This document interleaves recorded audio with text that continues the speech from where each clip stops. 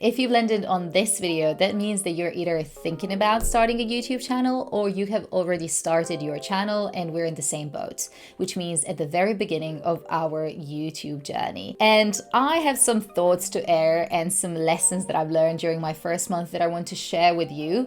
And you just need to let me know if I'm going crazy or this is also happening to you too. A month ago, I started taking my YouTube channel more seriously, which means that I committed myself to uploading one long-form video each week. And it's been a great journey, but every time I looked for advice on YouTube when it comes to starting your channel, I would normally see videos from people who have already made it, who have reached my goals in terms of monetization, and they have thousands of subscribers and more than 4,000 watch hours.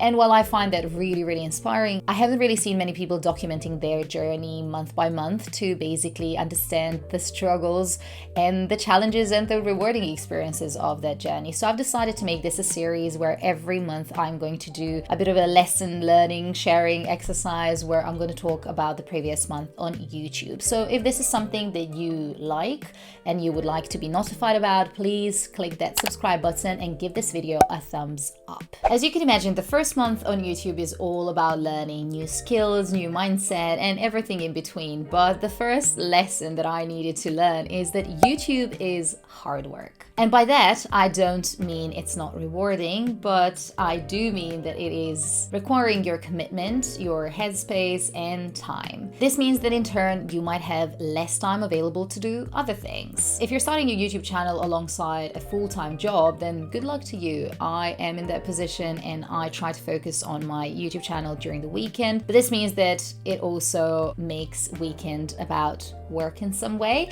So it's really important that whatever you're doing on YouTube, you really enjoy it and you're passionate about it, so that this kind of trade-off can really come a little bit lighter in that way. The biggest time consuming element for me is editing, which brings me to my lesson number 2. If you have previous experience of using an editing software or you know how to edit videos, this is going to be probably a breeze for you. I'm not saying it's not going to be challenging in some way, but if you have familiarity with a certain software, then go for it. It's going to help you massively. In my case, I have had experience of using iMovie previously, but that wasn't something that I could call editing. It was mainly just like when I was singing, putting things together and uploading it as is. I wouldn't do much of editing or thinking about how I want to bring the story to life. So when it comes to editing for this type of videos, I do really take a completely different approach, and I tend to script my videos and I tend to think, what do I want to include when, in what way, and how do I want to narrate, which also needs to be aligned with the way that I want to edit the video. I have jumped straight away into using Final Cut Pro because I wanted to just get familiar with the software that can allow me more flexibility further down the line. So this has definitely complicated things for me because I have never used the software before, and it has resulted in quite a few frustrating days when I would think that I completely lost a video that I've been working on for like 5 hours, and then I just found it still saved in my projects. But yeah, there's a lot when it comes to editing that I'm still trying to learn and understand. And if you don't have previous editing experience, this is something that will probably soak up a lot of your time. But I do find editing the most interesting part of this because it really helps you understand what your story is about, how do you want to convey it, who you are as a content creator. And this is the most challenging but at the same time rewarding part of the experience so far. Another realization that I've had since I started uploading on YouTube more regularly is that planning in advance and workflow go a long way. I aim to film my videos on the weekends, which means that kind of Saturdays are reserved for filming and Sundays for editing. But I have noticed a big difference in those weeks when I know what I'm going to be talking about on Saturday, and I do some video recording throughout the week, and then on Saturday I actually come prepared with all the footage and I just need to sit down and talk and then like kind of compile it all together and figure out the flow of the video, versus the week I get to Saturday and I'm like, right, I have all these content ideas and which one are we gonna do today and how are we gonna do it? I am still working on it. I don't think that I've cracked it, and I think that will be my main focus for month 2 on YouTube. If you have any experience with planning in advance, or if you have your content calendar ready, you're already in a pretty good spot, because that will definitely help you with organizing yourself and making sure that you have everything that you need for your video. Lesson number 4 for me is that YouTube can be all consuming, and in a way I do blame analytics for it. And I know that this is super useful tool, especially when your channel is a bit bigger and you can kind of get to really understand the patterns and your audience's behavior. But when you're at the very beginning and you don't have many videos published, it is a bit tricky because you really focus on those numbers. It really makes all difference if you have another 2 views on your video or like another 2 subscribers. And also if you don't, or if you for whatever reason lose subscribers, it can just feel a little bit deflating and it can make you question, is this even worth it? Is it working? Am I not good enough? Etc. So I think analytics is a really useful tool, but I would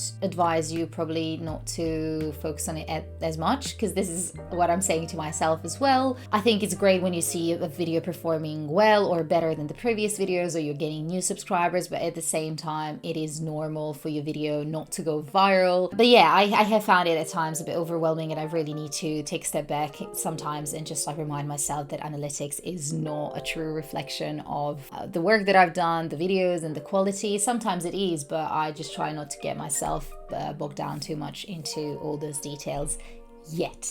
And the final lesson or learning for me is just start. I'm definitely one of those people who is guilty of thinking about YouTube for a few years back when I was just thinking about starting it, but I haven't done it up until January 2023. If you're thinking about starting a YouTube channel, then clearly you do have a need to express yourself creatively, or there's a story that you want to share, or there's something that you want to do. And it is amazing to be able to have a platform like this and to build your community and to find people who ultimately resonate with you. Starting your YouTube channel is a test if you want to do it, if it's working for you. If you upload for a month or 2 months, 3 months, and then you just find it like it's not inspiring you enough, it's good, you've given it a shot and you can move on. But at the same time, if you find that it's really working for you, that you're really feeling happy and positive about things that you do, then happy days, you're definitely in the right place. But you won't know that until you actually start uploading videos, because when you're just like thinking in your head what the video could be about or how you could edit it, it's completely different than actually doing it. Each week I reflect on the video that I've done the previous week and I'm like, oh my god, I actually can see that I've improved, or I tried a new editing technique, or today I'm actually using sound with my mic to see if it's going to make any difference and it's actually going to be better for people rather than just my iPhone.